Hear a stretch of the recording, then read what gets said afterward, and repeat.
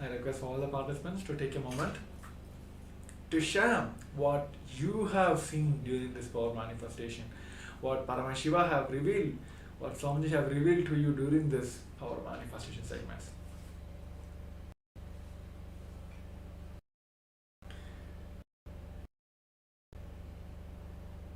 I think many participants have shared their experience about how they were able to manifest the powers during the last power manifest segment. Especially we have seen the fruit orange. There are many ways that Paramashiva himself will start revealing to you. So now, let us also verify this round of answers now. Here is the picture of a book rack filled with completely of books were projected to you during this power manifestation segment. And if you have remember any, if you have seen any such image, or if you have, like Paramashiva showed you any book rack or a book, or it might be you've just heard about, or you have seen the Bhagavad Gita book, whatever you have seen during this power manifestation, please do share. And if you're able to manifest this power, please take a moment to record yourself and share it in a social media, and invite your friends and families also to please do join this wonderful journey of Paramashivoham with the Supreme Pontiff of Hinduism. So yes, with this, we'll be moving on to the next segment. It's today is a kind of power packed, and also we have a 1 day away from celebrating the Ganesh Chaturthi festival. So Ganesha is the embodiment of completions. So today, as we are seeing how we can manifest the future the way we want by altering our past. So in this segment, we're going to address and we're going to learn the science of how we can break free from the status quo. It has been there for everyone. There are many times we always struck with this one thing which is status quo. We just neglect the situation saying that, oh, I'm in a status quo. So today in this segment, we're going to understand first the science and how we can break free from the status quo. And we will be entering into a segment also to internalize exercise, to practice and experience this, how we can break free from the status quo. So now I request all of you, all the participants, for the listening. Now I'll be having a video for you.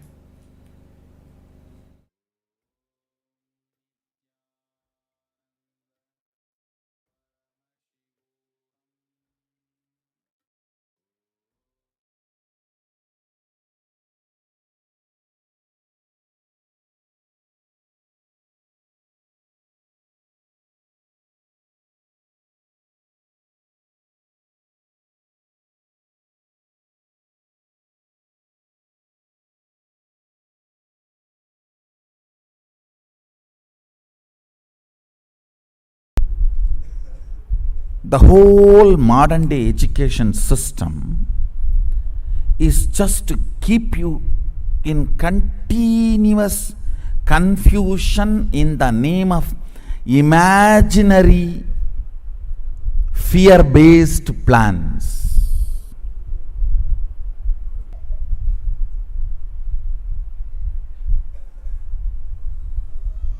I am not against planning. I am against enjoying your confusion, laziness, stupidity in the name of planning. Completely disconnecting you from reality and the requirements of the life is modern day education, where you are taught very well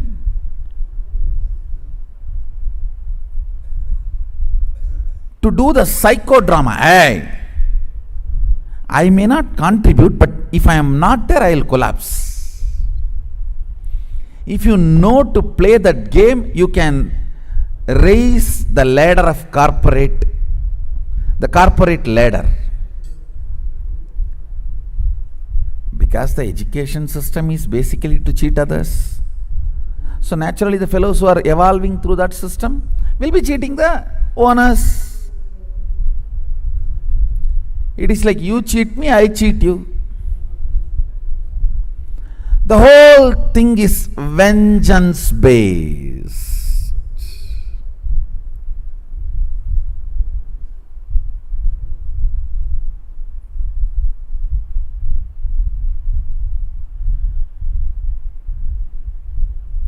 No doubt, when you build large buildings and develop a city, you need to understand how the sewage water need to go out, how the electricity circuit need to be provided, how the drinking water supply need to happen, how the people who are using the city will come in and go out. No doubt. But surely planning cannot replace living. The fundamental damage done is making the person believe life is difficult. Once the person starts believing life is difficult, even picking up this and keeping there becomes a big project plan. Will this table take the weight, and the weight is 200 gram, and the table's depth and the material in which table is made of, and the stress test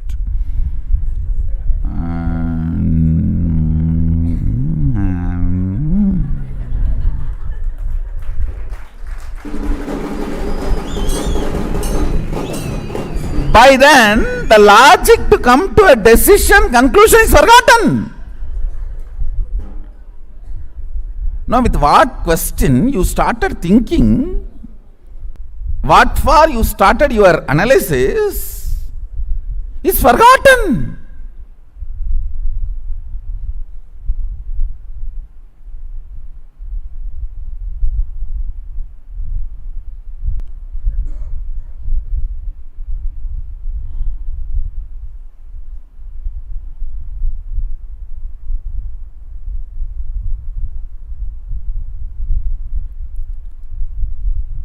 This corporate project planning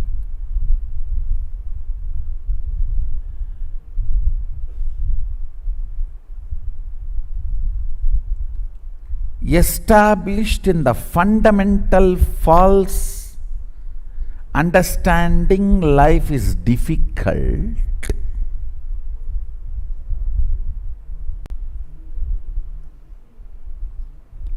Anything, I tell you, if you know to pick up the simple thought current, you can just go on breaking this stagnant attitude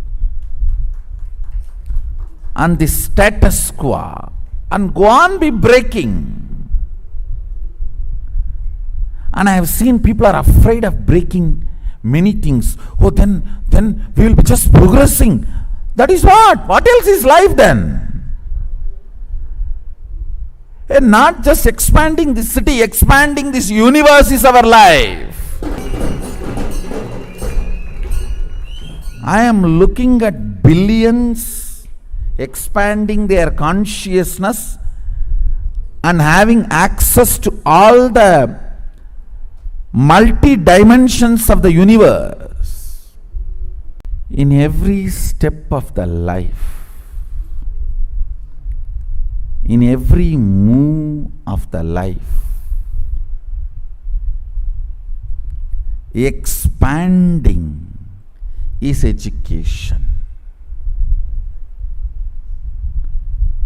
not entertaining confusion to justify your existence, not only feeling stuck, making that as a legitimate system is modern education.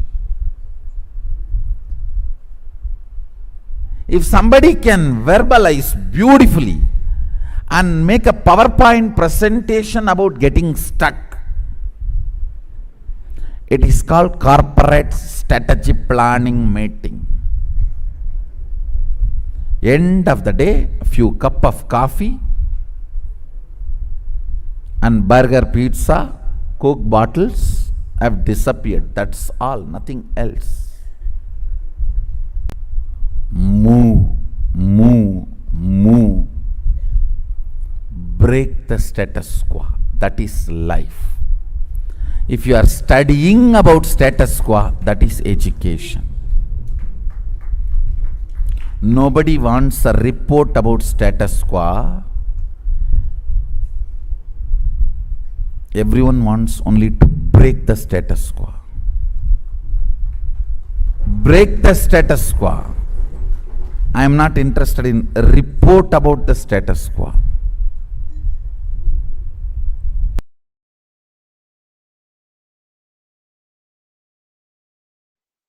This is the greatest secret for being successful forever. Actually, I am going to make only 3 statements. Listen. Consciousness resides in you in the shape of intense light, in the shape of your thumb.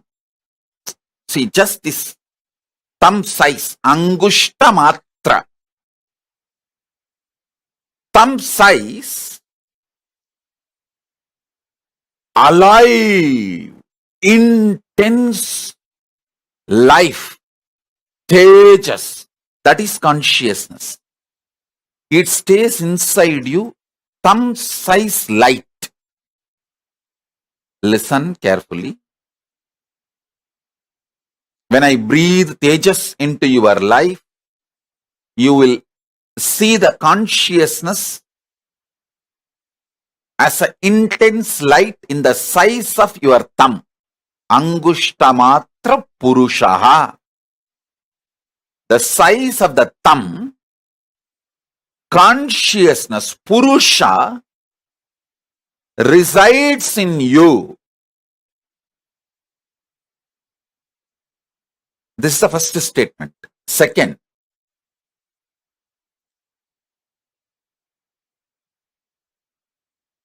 that Purusha is connected to all the minor chakras of your body. When I infuse energy into the Purusha of you, that Angushta Matra, your will to exist, your consciousness, your soul, it spreads to all the minor chakras and into your life. Listen. Listen to this. When that energy manifests into your minor chakras and from your minor chakras into your whole life, everything you want will go on be happening. And your consciousness, your free will to do right or wrong is your power. That size of the thumb, Angushta Matra Purusha in you, size of the thumb as a pure tejas, life, energy. Consciousness, your soul is staying inside you, which controls all the minor chakras. And that pure Tejas soul can reflect Paramashiva himself. You don't need to feel shy in front of Paramashiva. His compassion, he made all of us from his own core material. See, the material out of which he made himself, the same material he took and made us also. Like the clay in which we make Ganesha, with the same clay we make the mouse, which eats all the Nivedyam we keep for Ganesha. The material with which Ganesha is made, out of the same material, the mouse, the cat, sorry, not cat, rat, the mouse, Ganesha's Vahana is also made. Same way, Paramashiva, the material with which he made himself, out of that same material, he just took material from him and made us. That material is that Angushta Matra Purushaha, Parameshwara. When he made Paramashiva, when he made himself, he took that same material and made all of us. That material is Angushta Matra Purushaha, freedom to do right or wrong, free will to do right or wrong. So now I'll give you the just three truths.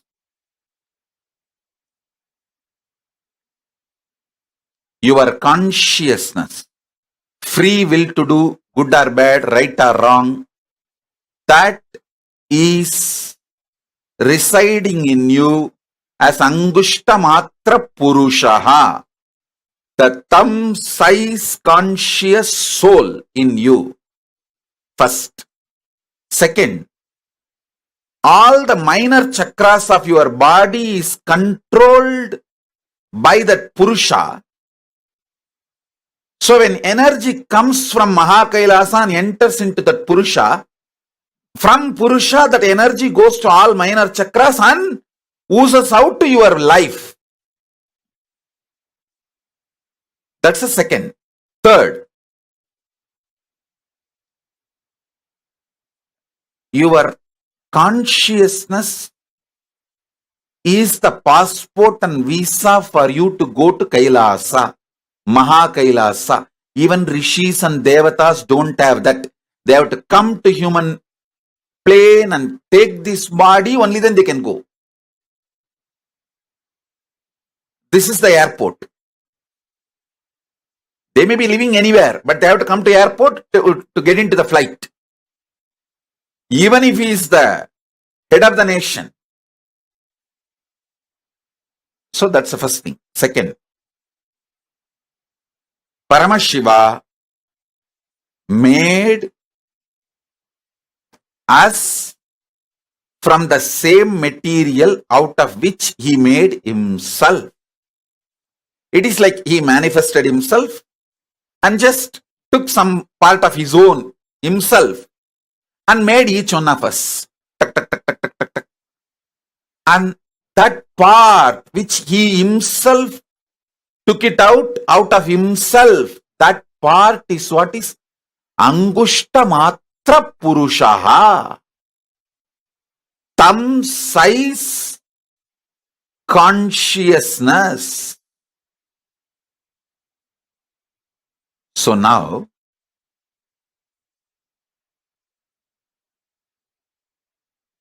I will import more Tejas, energy, consciousness from Mahakailasa and infuse into all your Angushtamatra Purushaha.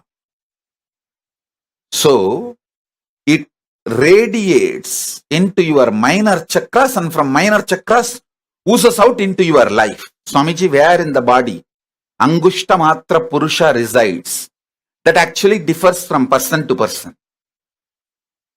There is no such thing. See, generally, it resides in Anandagandha, just below the heart, above the navel.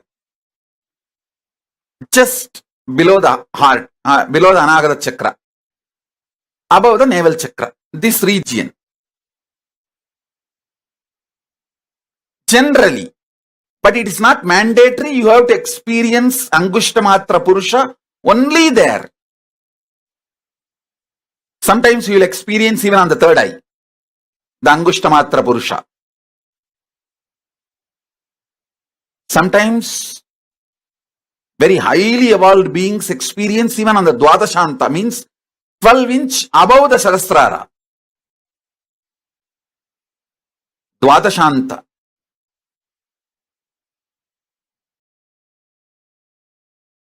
Each kshetra in Hindu tradition is considered as one chakra. For example, Tiruvannamalai is considered as a Manipuraka chakra, navel center. And Chidambaram is considered as heart chakra, Anagata chakra, heart center. Madurai is considered as Dwadashanta Stala.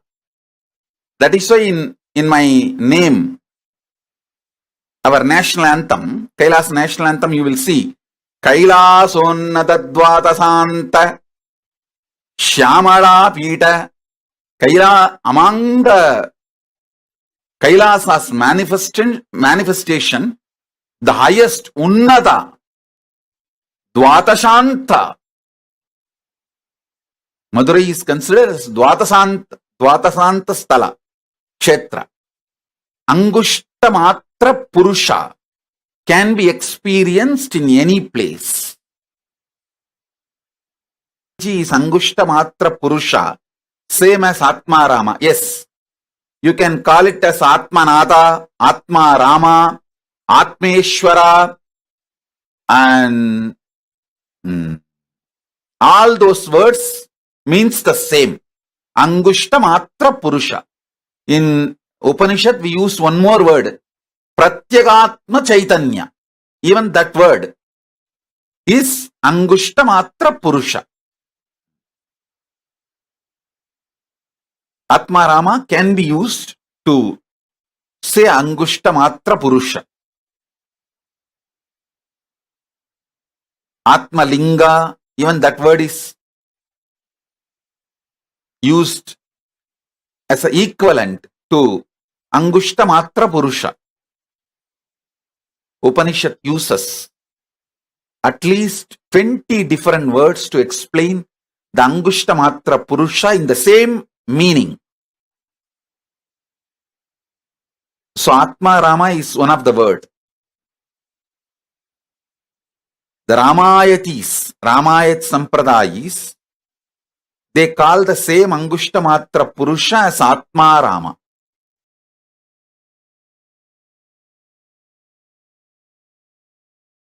Listen carefully.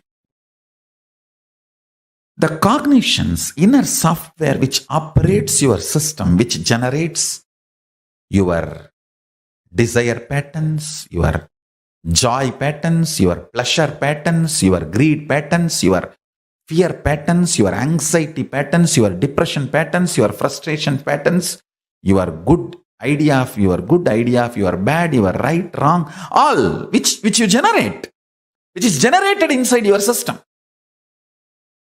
continuously. That source software should operate with more and more by the qualities of consciousness, Paramashiva, not by the qualities and ideas of body, but by the qualities and ideas of Paramashiva, superconsciousness, consciousness, the state, space, powers, and being of Paramashiva.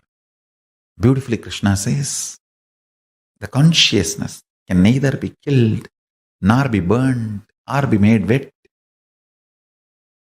The great qualities of consciousness should be your cognition about you.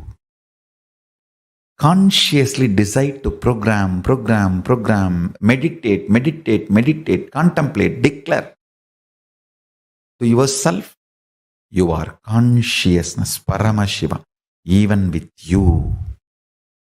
Behave yourself as Paramashiva. Even with you, behave yourself as Paramashiva. That is the highest integrity to Paramashiva. Understand? If you think you have something other than Paramashiva, you abuse Paramashiva. How can anything other than Paramashiva exist? Then you are more powerful than Paramashiva. He is the only Purusha. No other Purusha exists other than Paramashiva.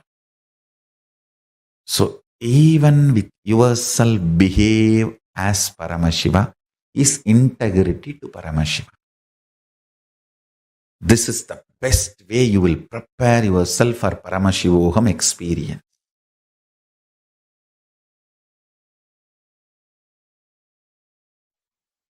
Reality.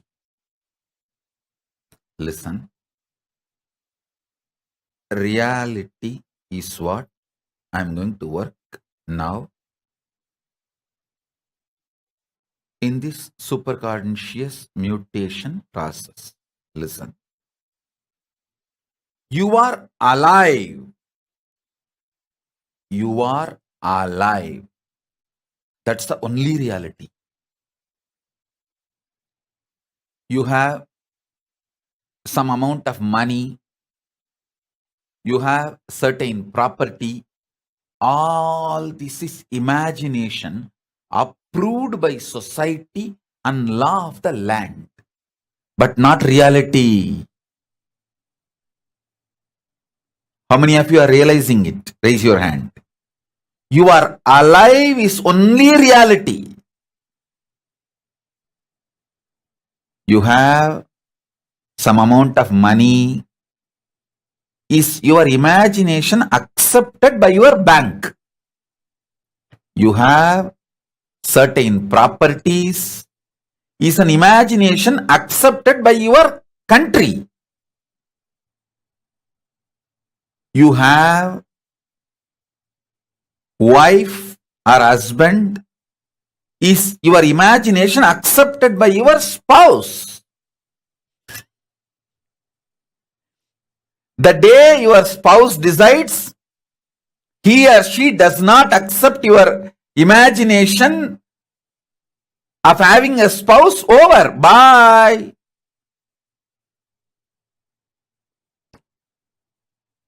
You are alive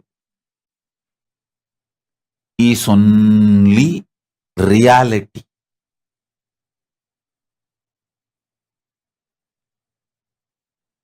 You are alive is the only reality. Everything else is an imagination accepted by certain people at certain level in certain zone. How many of you are understanding?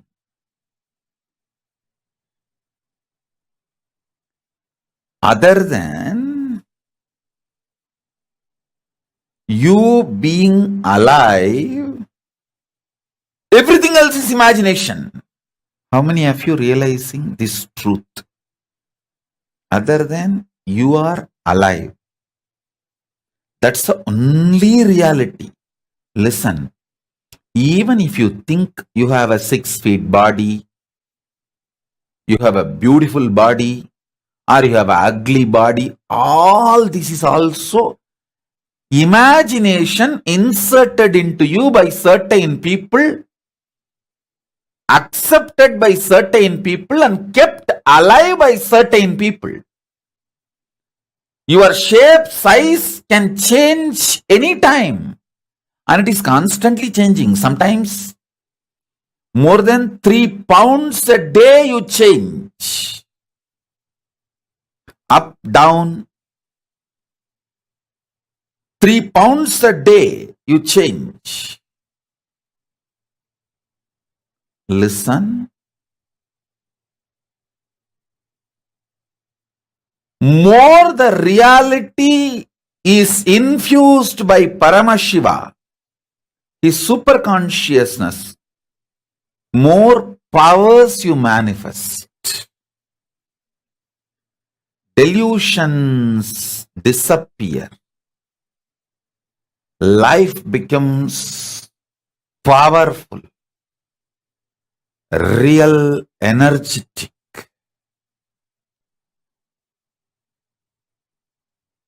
Don't be afraid of reality. That's all.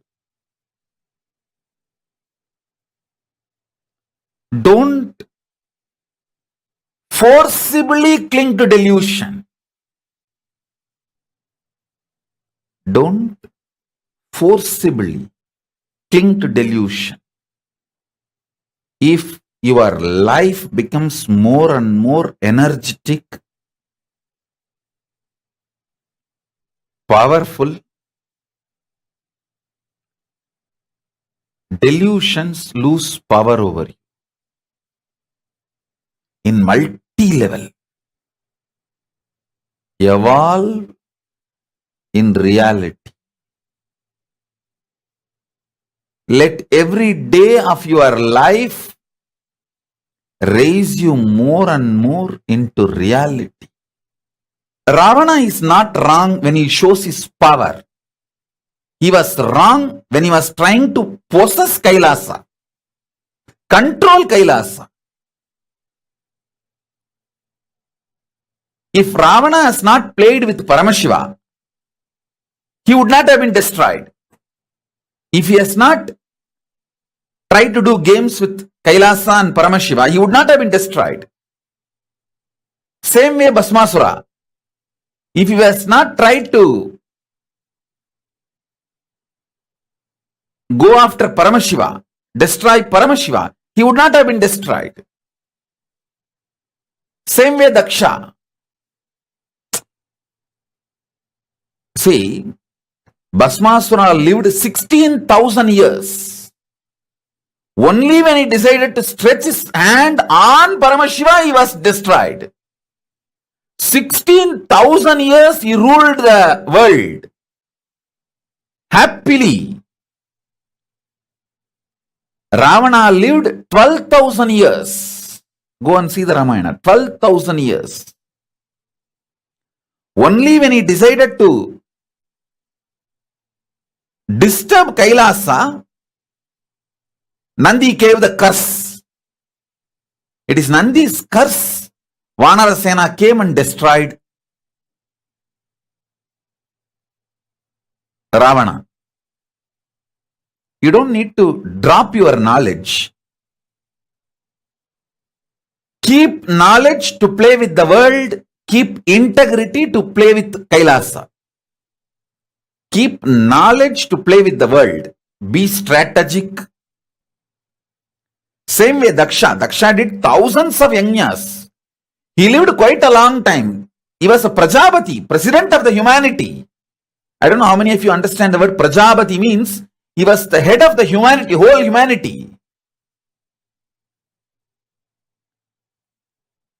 Only when he started directly attacking Paramashiva, he got destroyed. Having power, having knowledge, showing it in the world is not wrong. You get into mess only when you try to behave like Ravana, try to damage Kailasa or try to put your hand on Paramashiva, or like Daksha try to fight with Paramashiva, only then you get into trouble. Otherwise, you will never have trouble. Delusion with deluded people is not wrong. But when you try to show your delusion with reality, means Paramashiva or Kailasa, that is where you mess. Be boss to the world. Be a simple disciple to Paramashiva. Then you will be successful forever. As long as Ravana did not try to possess Kailasa, he lived ruling 3 worlds. I don't know how many of you know Ravana had the title Ravaneshwara. Ravana was living like a Ishwara for 3 worlds.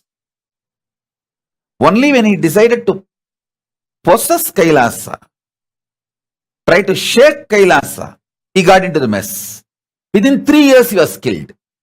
When he decided to take Kailasa and try to move Kailasa, after that only 3 years he lived. That's all.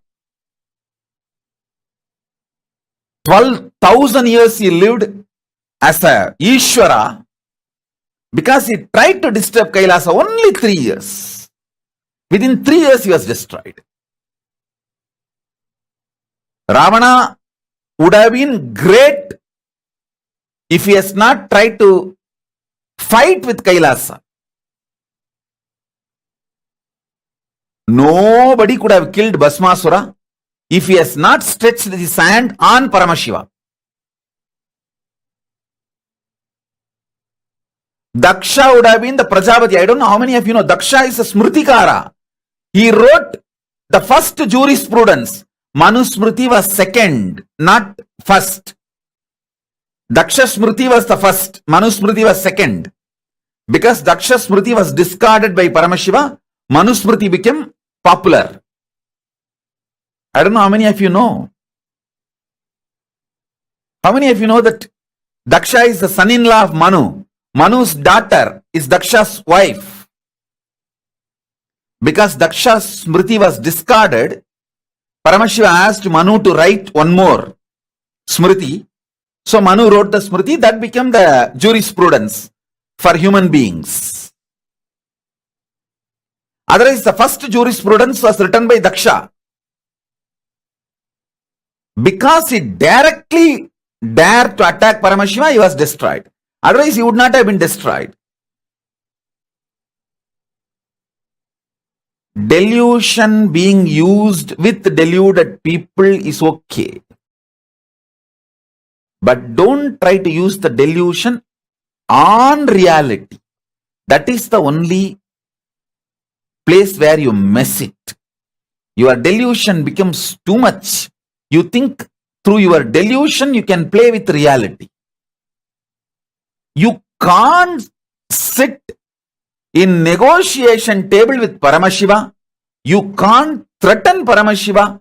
You can't use greed, fear, anything to deal with Paramashiva. Understand that.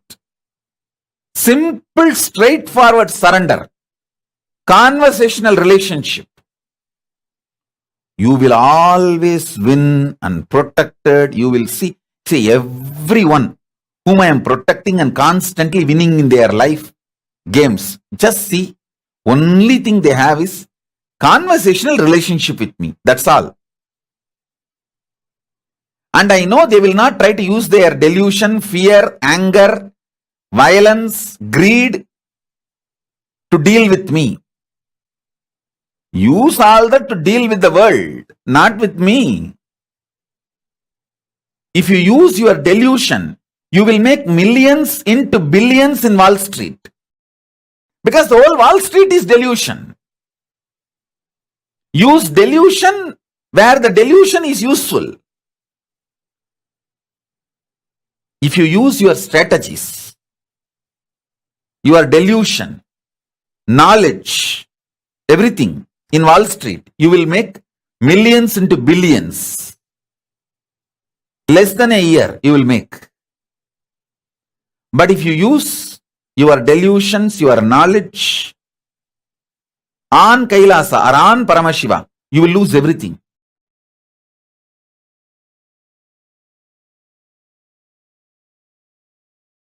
Om Nithyananda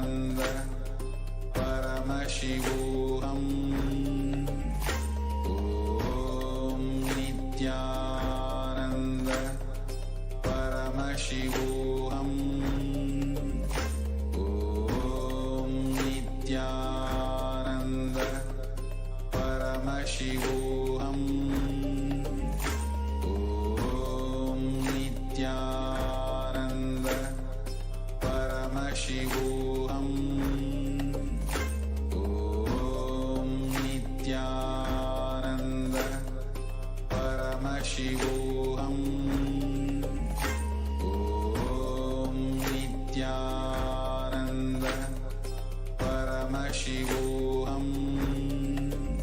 Om Nithyananda Nityananda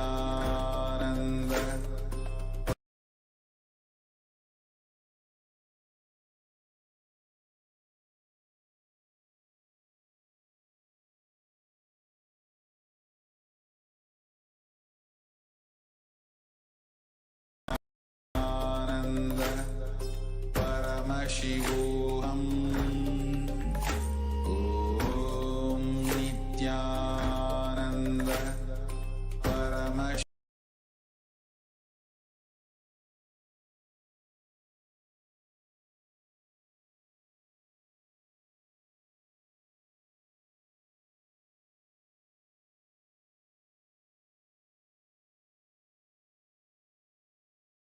breakthroughs. So here we can also hear from the Supreme Pontiff of Hinduism's life, the very example we all can cherish is directly from the Supreme Pontiff of Hinduism's life. So here you can see here the foundation for Kailasa started from the Adi Kailasa, where Supreme Pontiff of Hinduism have laid the first brick for the foundation of Adi Kailasa. It is not, maybe you can just see he is laying down the bricks, but there is too much deep we have to dive to understand how the very life of SPH can give us the breaking free status from the status quo. So here the statement from the Supreme Pontiff of Hinduism. He said, I made 72 bricks with my very own hand and baked it with a few bushes. That's the first construction activity I started in the campus. I have decided, come on, let me start making bricks. Maybe in 2 months I will make few hundred bricks. Then I will plan next for the constructions. So there's a direct word directly from the Supreme Pontiff of Hinduism. He never settled with that. So he went on for the further experience of the expansion.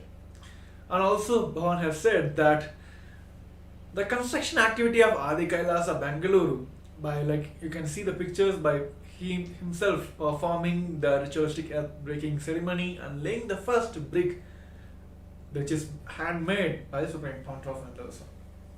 So now let us understand the greatest secret for being success forever. I think everyone understands the very famous quote also outside that success is not a, I would say, it is not a destination, it is a journey. So how can we be greatest successor throughout the life? So the three things we have to understand is consciousness resides in you. The consciousness spreads to all the mirror minor chakras and into your life. Everything you want will go on happening. Your consciousness, you are free to do the right or wrong.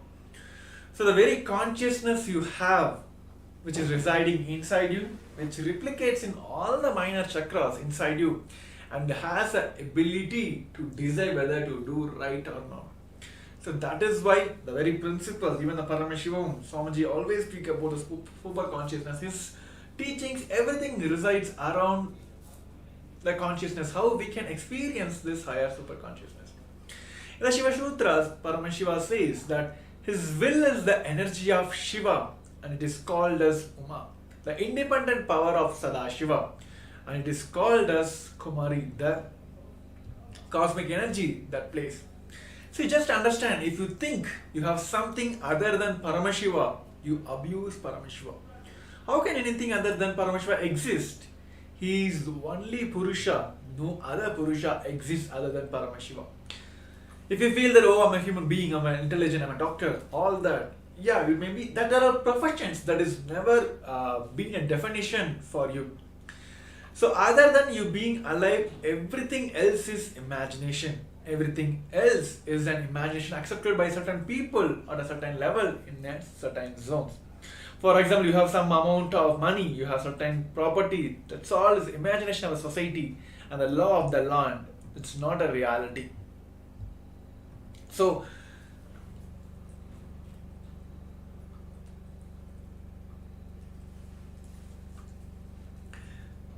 the core principle we have to understand from here is, whether you're thinking about yourself as a doctor, engineer, all that, just understand it is your profession. Your very own, the core principle is you are Paramashiva. When you feel that you are something away from this, then it is abuse to Paramashiva, and also you are degrading your conscious experience.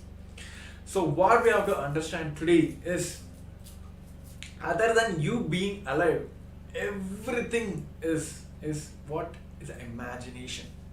Whether the money you have, or the position you have, or the properties you have, of course it's based on the law of the country, right? Okay, you have a certain laws, the country wherever you reside, the country put a law structure. This property, if he has this kind of documents, this property belongs to him, he can do whatever he wants. Tomorrow if the law passes and it changes, means what it does. Like if they says like, oh, if these criteria are not matched, then this land belongs to the government. Surely, right? If there is no solar panel or any cosmic geometry is not there in that location, it belongs to the government, of course it may change anytime. So it is all the imagination which society believes and the law of your land. So how to break free from this conscious, the status quo, is just understanding the very core principle that you are Paramashiva. So with this powerful cognitions, let us enter into the power manifestation segment.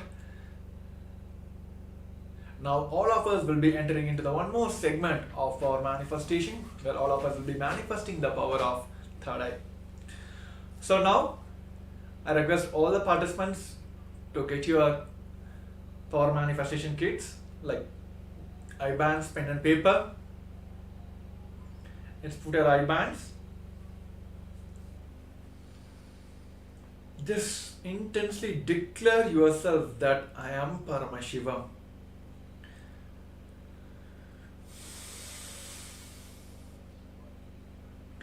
With that intense visualization that Paramashiva, Swamiji himself, is manifesting through this body. I am him. Let Paramashiva become the experience within me. With that subtle completion space, let us chant the Mahavakya, Om Nithyananda Paramashivoham. Om Nithyananda Paramashivoham. Om Nithyananda Paramashivoham. Om Nithyananda Paramashivoham. Let's continue chanting the Mahavakya intensely. Om Nithyananda Paramashivoham. Om Nithyananda Paramashivoham. Om Nithyananda Paramashivoham. Om Nithyananda Paramashivoham. Om Nithyananda Paramashivoham. Om Nithyananda Paramashivoham. Om Nithyananda Paramashivoham. Om Nithyananda Paramashivoham. Om Nithyananda Paramashivoham. Om Nithyananda Paramashivoham. Om Nithyananda Paramashivoham. Om Nithyananda Paramashivoham. Om Nithyananda Paramashivoham. Om Nithyananda Paramashivoham. Om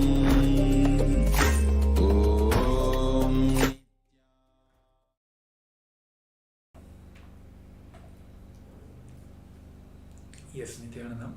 Before starting that, I think few participants have asked some of the questions. How can I experience? I still feel that I'm a human being. I think doesn't want to name them on the forum. I think one of the participants who are watching us live have asked, like, I still feel like I'm a born baby, and also as I experience, I feel like I'm still engineer, not able to progress in a high. I'm a higher conscious being. So let us boils down to one truth. It has always been a contradictory for us. When you feel that I am Paramashiva, you always have the so many thought process which just comes into place. Oh, I have this, I have to do that, I have to do this. The same thing, people raise the same kind of questions. How I can be in an unclutched space? How can I be in the unclutched space? I have to remember my pay bills, everything I have to pay. It is not about you forgetting everything. You being in the space of like complete completion where none of these thoughts hold you for that. The same way here, let us decide one thing. Let even whether it's a success or a blame, let us put it on him, because he is declaring this. Swamiji himself is declaring that you are Paramashiva. All these breakthroughs, it is, I will say, like once again called as a Leela. He'll just give this to you, that you play with it. The oneness you're experiencing, the simple belief and trust you have for him, that gives the tremendous experience for you. Whether we call it as a completion or superconscious breakthrough or unclutching or like experiencing oneness, Advaita, Paramashiva Advaita, whatever we can call it as, at the end it boils down to that simple integrity you have for him. That's all. It's boiled down there, that's all. Even today, when he says that you are Paramashiva, start believing, start living as if you are Paramashiva. If you're feeling that anything away from that, oh, I'm this, I'm that, I'm that, I'm an engineer, I'm a doctor, these are the society have given you title, but it is not that, you are that, right? And many people feel like, this is me. Like the moment you ask about who are you, they'll just imagine themselves as the body with which they have now. Of course, the body and mind, when Paramashiva lands on you, when energy pours on you, you need a physical medium to observe all that, right? That is why there's so much science have been empowered on the principle of understanding your own body and mind, all that. But at the end, you are Paramashiva. You are one and you are same as the universe exists. So with this powerful space that you are Paramashiva, start declaring yourself. You will manifest that space of Paramashiva, and the whole entangling process happening through the Bhavasamaya Darshan. The same thing, he'll just radiate him through this medium, through the Bhavasamaya Darshan, he radiates to you. That is the best part of we having Paramashiva himself as our beloved Guru in our life. So yes, so with this powerful space, let us enter into this power manifestation segments. You declare this one truth inside you, that you are Paramashiva. He will just radiate through you. So now, I request all the participants to prepare the power manifestation kits ready for the power manifestation. Please bring your Atmalinga, Krishna Shila, Atmamurtis, all the spiritual alchemy products he has given you. It's all to like remind yourself every time, for you to entangle every time, to remind and be in the space of Paramashivoham. So, yes, let us enter into the power manifestation.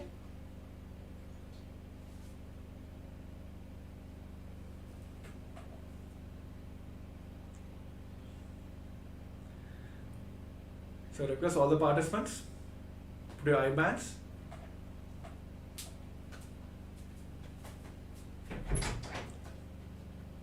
Make sure it is completely tight.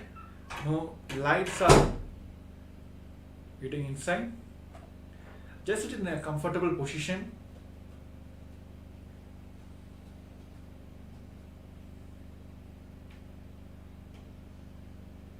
Just declare this one statement within inside you, that you are Paramashiva.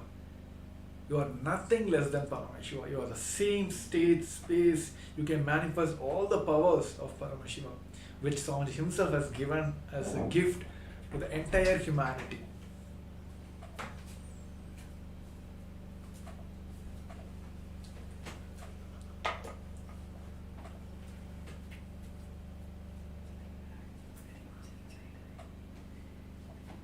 Let us sit straight, head and spine in the straight line.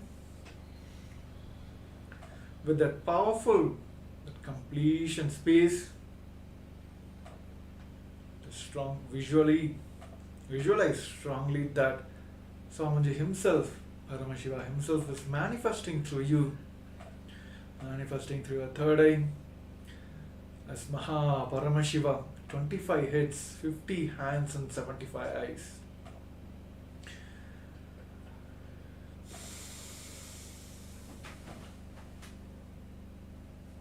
That complete oneness space, let us chant the Mahavakya, Om Nithyananda Paramashivoham. Om Nithyananda Paramashivoham. Om Nithyananda Paramashivoham. Om Nithyananda Paramashivoham. Om Nithyananda Paramashivoham. Let your whole body reverberate with the Mahavakya. Continue chanting the Mahavakya intensely.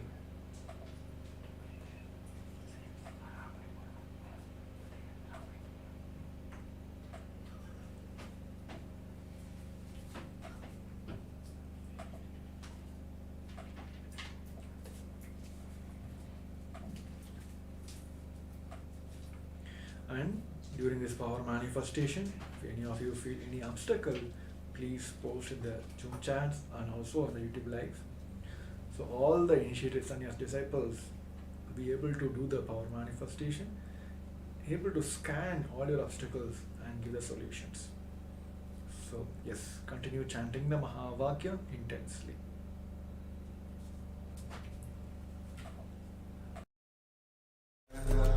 Paramashivoham.